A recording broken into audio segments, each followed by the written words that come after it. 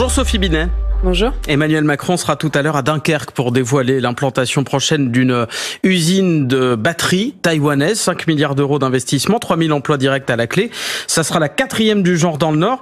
Et c'est aussi l'illustration d'un plan dévoilé hier par le chef de l'État qui veut favoriser les industries vertes pour réindustrialiser la France. Est-ce qu'en tant que syndicat, la CGT applaudit ce plan et l'ouverture de cette usine ? Non, parce que le problème, c'est que le contenu n'est pas du tout à la hauteur, voire même le contenu nous inquiète sur un certain nombre d'éléments. Le premier élément qui nous inquiète, c'est l'annonce d'Emmanuel Macron de dire qu'il faut différer les normes environnementales au niveau européen, alors que c'est tout l'inverse qu'il faut faire pour réindustrialiser le pays. Il faut harmoniser par le haut les normes sociales et environnementales, donc à l'échelle européenne, parce que le premier dumping et les premières délocalisations, c'est au sein de l'Europe. C'est quand même ce qui est important à rappeler. Donc il faut plus de normes sociales et environnementales au niveau européen.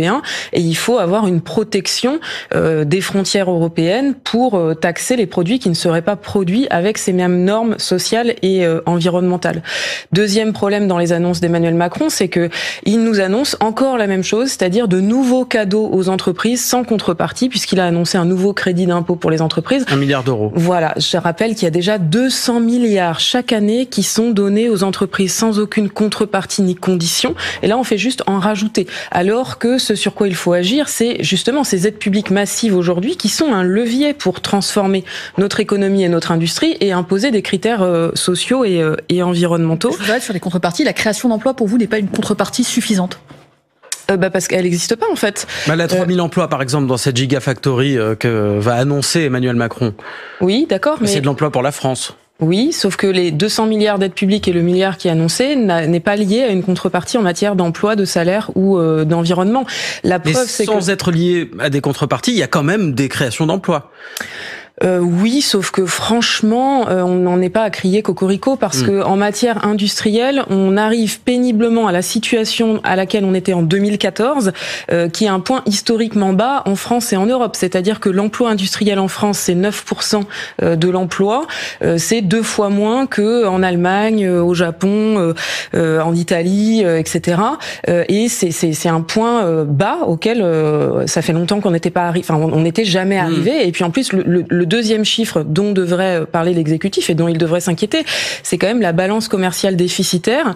Depuis la Deuxième Guerre mondiale, on n'a jamais importé autant de produits et de services. Pourquoi ? Parce qu'on ne produit pas assez en France. Donc le bilan n'est pas bon et le problème, c'est que ça n'est pas ces mesures qui vont résoudre le problème. Pour bien comprendre, vous dites c'est les solutions du passé qu'on est en train de remettre en œuvre ? C'est exactement ça. Et donc pour résoudre le problème, ce qu'il faut, c'est conditionner les aides et jouer sur les 200 milliards d'euros qui sont un vrai levier pour avoir des politiques d'emploi, de salaire environnemental. Il faut harmoniser par le haut les normes sociales environnementales. Il faut investir dans la formation, dans les qualifications, dans la recherche. Et là, ce que nous annonce Emmanuel Macron, c'est pas ça, puisque... Il y a aussi 700 millions d'euros qui sont consacrés à la formation dans le plan qu'il a annoncé. Oui, sauf qu'en fait, ce qu'il nous dit, c'est qu'il veut des formations courtes, clés en main, et dans le même temps, il fait une réforme des lycées professionnels qui consiste à baisser la durée de la formation initiale, des savoirs fondamentaux, et à augmenter les temps passés en entreprise, alors qu'on sait qu'avec les transformations technologiques, on a justement besoin d'avoir des salariés mieux formés et que la France est confrontée à un déficit de productivité lié à sa baisse en matière de niveau de qualification. Donc il faut investir dans la formation, dans la qualification et dans la recherche et c'est pas ce que fait le gouvernement. Sur la conditionnalité, Sophie Binet, pour vous, ces aides publiques doivent être conditionnées à quels critères ? Des critères, des normes environnementales et sociales. Voilà, exactement. Des critères sociaux, environnementaux. Et en fait, il y a une solution toute simple, ça serait de permettre aux représentants du personnel d'avoir un droit suspensif sur les aides publiques et de conditionner les aides publiques à un avis conforme des représentants du personnel. Ça veut dire qu'il faut qu'ils valident que oui, le crédit impôt recherche, par exemple, il est bien utilisé par leur entreprise en matière de recherche. On sait que, par exemple, Sanofi a bénéficié de milliards d'euros en matière de crédit impôt recherche et dans le même temps a supprimé la moitié de ses emplois de chercheurs. Ça, c'est pas possible. Pour vous, il n'y a pas d'incompatibilité entre l'industrie et l'écologie, puisque vous dites qu'il faut multiplier même les normes écologiques en Europe. Si, il peut y avoir une contradiction. C'est ce que dit Emmanuel Macron. Il dit on a la concurrence de la Chine, des États-Unis même, qui ont des normes beaucoup moins élevées. Les entreprises, les industries vont partir là-bas si on continue à multiplier les normes en Europe. Oui, sauf que on ne va pas sacrifier la question environnementale à l'aune de l'enjeu économique. Enfin, c'est une erreur fondamentale. C'est gravissime de faire ça et d'expliquer ça. Ce qu'il faut, c'est concilier les deux, ce qui n'est pas évident. Ça, je suis d'accord là-dessus. Et pour concilier les deux, c'est pour ça qu'il faut avoir des systèmes de protection et de taxation aux frontières européennes et des normes sociales environnementales fortes en Europe, parce que, je le rappelle, le premier lieu de dumping social, c'est au sein de l'Europe, avec notamment notre industrie automobile. Le bilan en matière industrielle sur l'automobile est juste catastrophique. Je vais vous donner un chiffre. Dans 2 ans en France, c'est le patronat français qui nous annonce qu'il va y avoir 55 000 suppressions d'emplois dans l'automobile.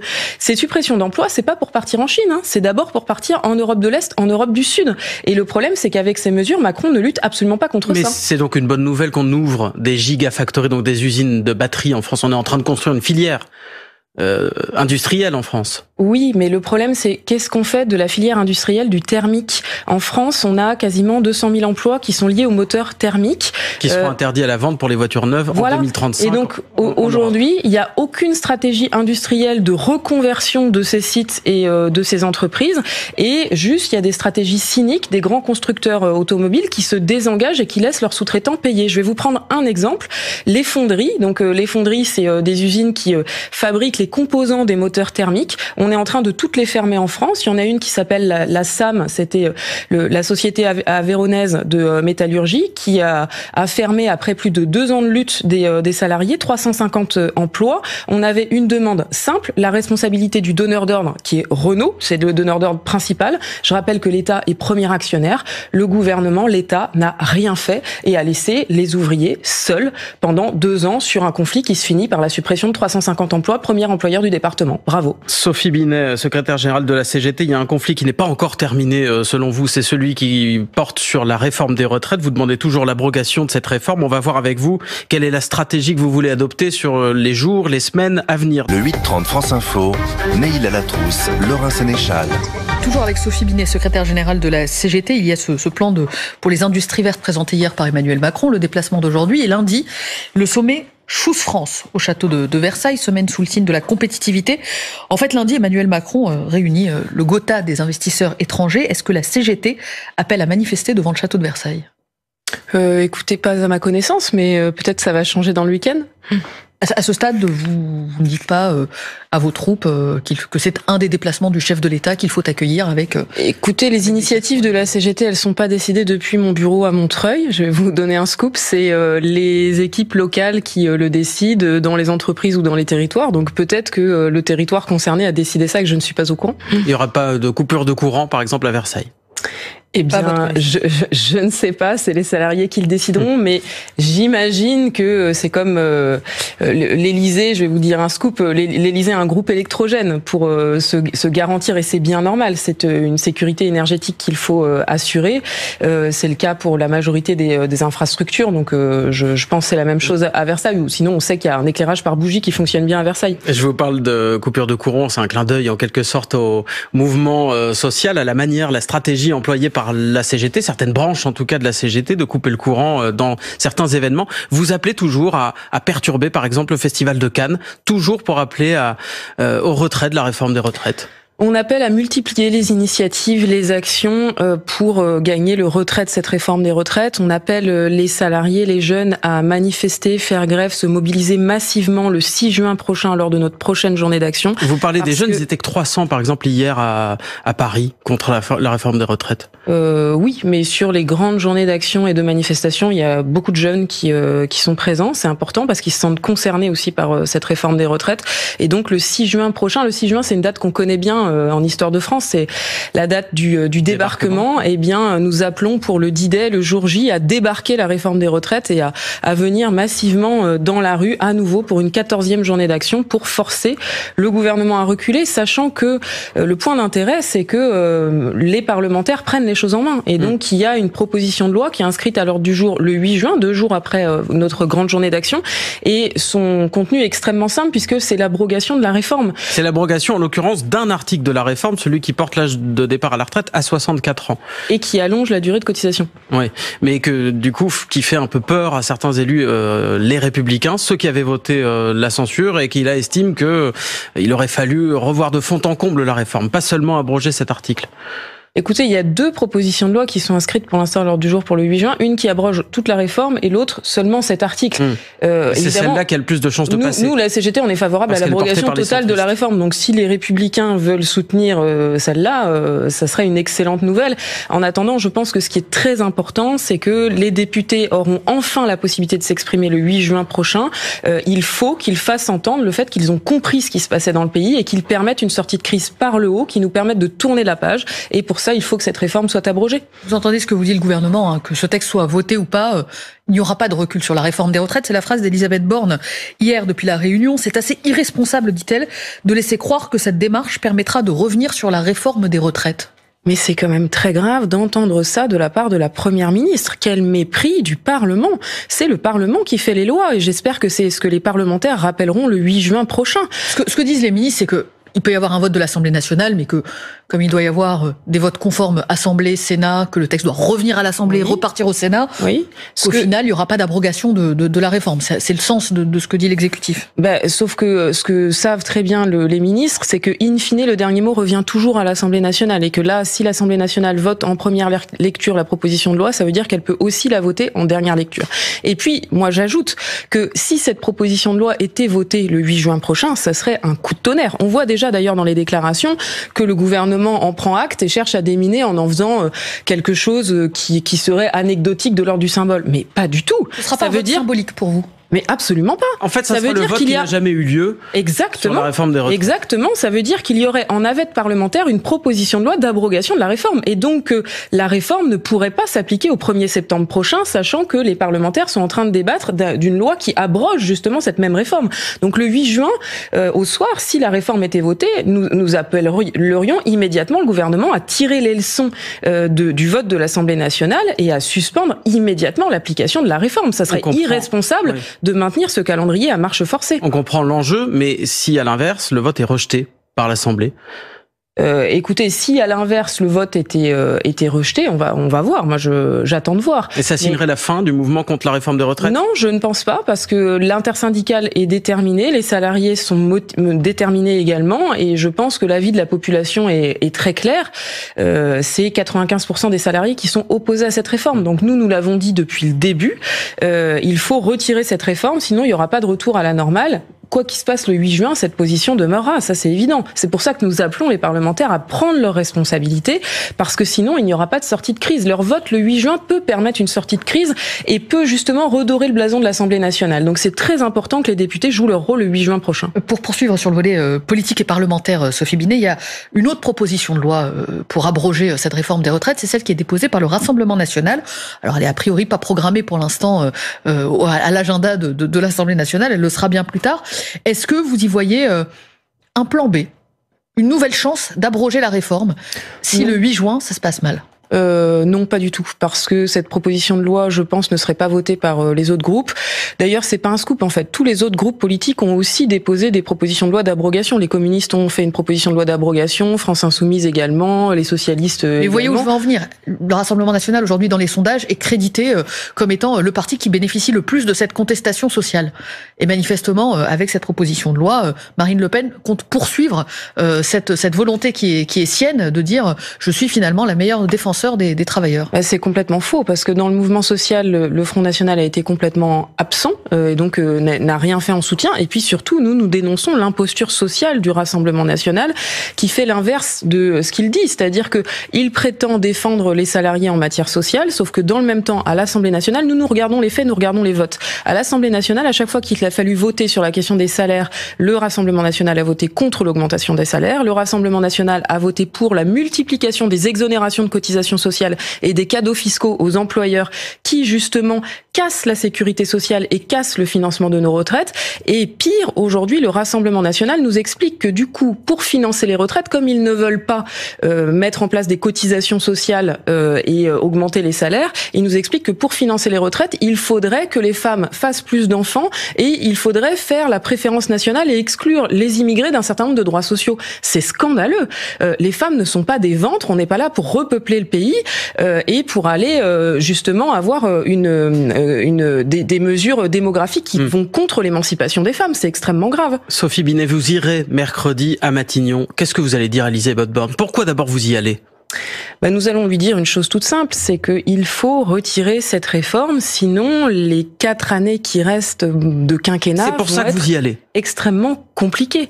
Nous y allons d'abord pour ça, et nous y allons ensuite pour lui dire que il faut retirer cette réforme parce que ça permettrait de parler enfin des vrais sujets. Les vrais sujets, c'est la question des salaires. Les salaires baissent aujourd'hui en France en euros constants, donc il faut augmenter les salaires. Il faut aussi améliorer les conditions de travail, la santé au travail. Il faut revoir les ordonnances travail. Encore une réforme autoritaire qu'Emmanuel Macron avait fait en arrivant au pouvoir en 2017 qui est catastrophique aujourd'hui pour le monde du travail.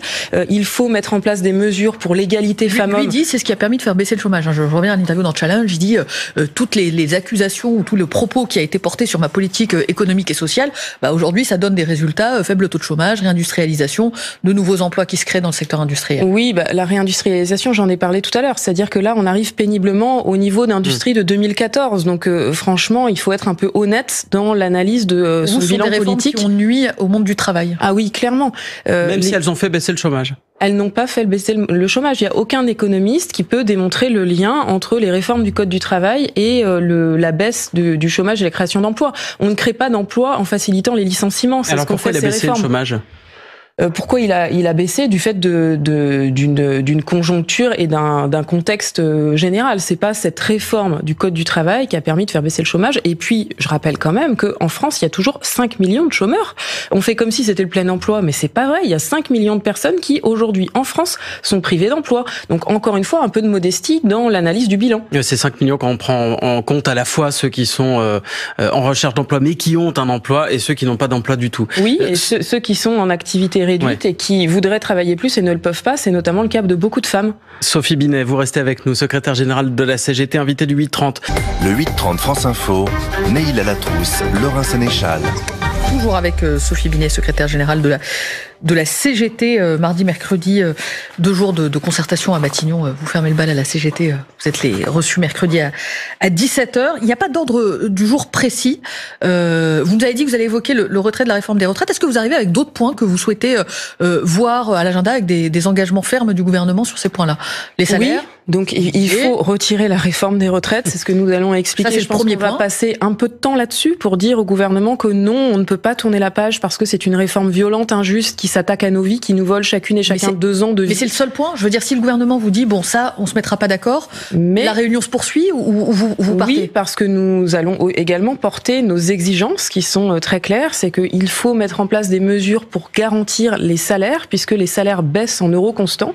Et donc nous avons une proposition simple, c'est d'indexer les salaires sur les prix de façon à ce que la négociation collective, elle vienne en plus, mais que à minima, il y ait une garantie de maintien. Ce soit tous les salaires. Exactement, c'est ce qui existe en Belgique, c'est ce qui existe au Luxembourg, et c'est ce qui existait en France jusqu'en 1983, ça fonctionnait très bien. Donc ça, c'est la première mesure, c'est la mesure en ce qui concerne les salaires. Le gouvernement a en tête dans l'agenda social partagé qu'il essaye de construire avec les syndicats, de mettre non pas la question des salaires, mais du partage de la valeur des richesses en général, avec la transcription via une loi d'un accord qui a été signé entre syndicats, mais que la CGT n'avait pas signé.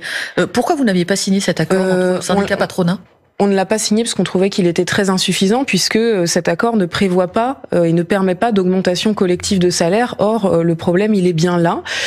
Et ensuite, le deuxième problème, c'est que si, ce que nous propose le gouvernement, c'est juste de transposer des accords signés entre les acteurs sociaux. Bon, on n'a pas besoin d'aller voir le gouvernement pour ça. Enfin, ils prennent nos accords, ils les transposent, et puis voilà, il n'y a pas besoin d'échanger. Donc, si c'est la seule réponse que le gouvernement entend nous faire à la question des salaires, là, c'est sûr que le rendez-vous va être court. Vous sera insuffisant. Sur l'emploi des seniors, vous arrivez aussi avec des propositions? Sur l'emploi des seniors, le problème, c'est qu'il faut que le gouvernement tire les leçons de la censure du Conseil constitutionnel. Nous l'avions appelé à ne pas promulguer la loi, à la renvoyer à l'Assemblée nationale pour trouver des mesures pour équilibrer son projet. Mais ce qu'il y avait dans le texte, ça vous allait, l'index senior? Ah non, c'était totalement... Le CDI senior. Le problème sur l'emploi des seniors, c'est une des hypocrisies centrales de cette réforme. Il y a une étude de l'INSEE qui est sortie hier qui confirme ce que la CGT martèle depuis le début. Cette étude de l'INSEE, elle montre qu'il y a 30% des personnes de plus de 60 ans qui sont ni en emploi ni à la retraite. Ça touche encore plus les femmes d'ailleurs, et on nous explique aujourd'hui qu'il faudrait travailler jusqu'à 64 ans.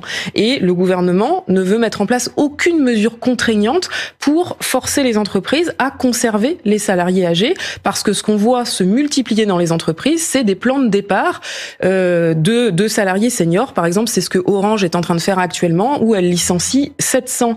Enfin, il y a un plan de rupture collective pour 700 salariés, essentiellement des plus de 55 ans.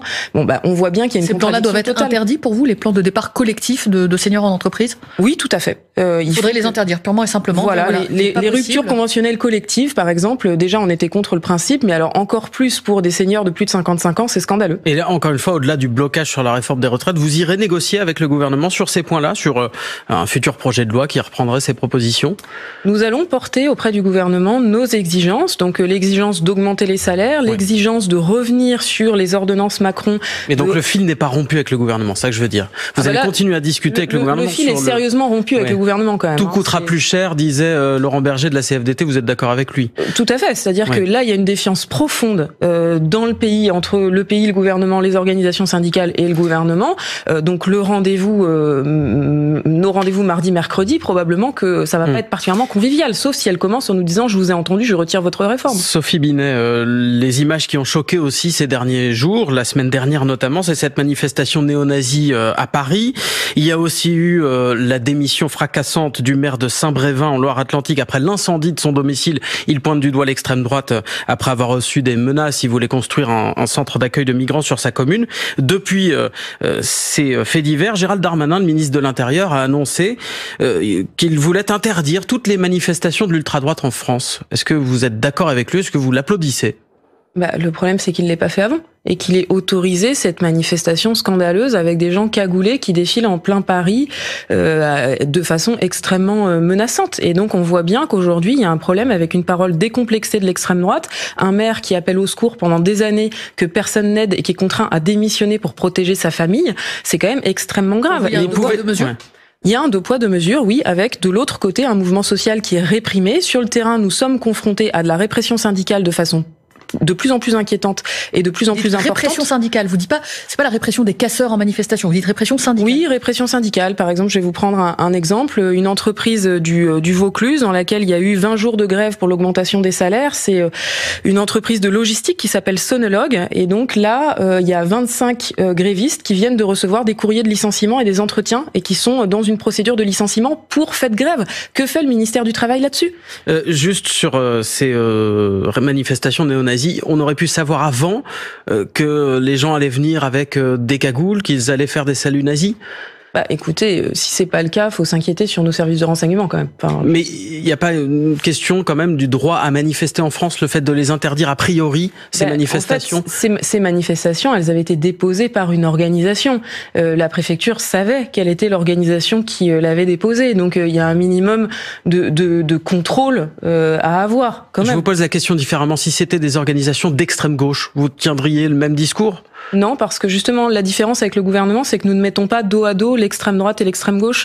Nous ne mettons dos à dos, d'ailleurs, l'extrême droite avec personne, parce que pour nous, il y a une frontière qui doit être étanche entre les organisations républicaines et l'extrême droite. Et c'est très grave ce qu'a fait le gouvernement depuis, notamment depuis 2022, de mettre dos à dos, d'un côté l'extrême droite, d'un côté de l'extrême gauche, parce que ça contribue à la banalisation très inquiétante de l'extrême droite. Et il y a une forme de courte échelle à l'extrême droite aujourd'hui qui est organisée par le gouvernement. C'est grave. Merci Sophie Binet, secrétaire générale de la CGT, invitée du 8h30 ce matin. Bonne journée à vous.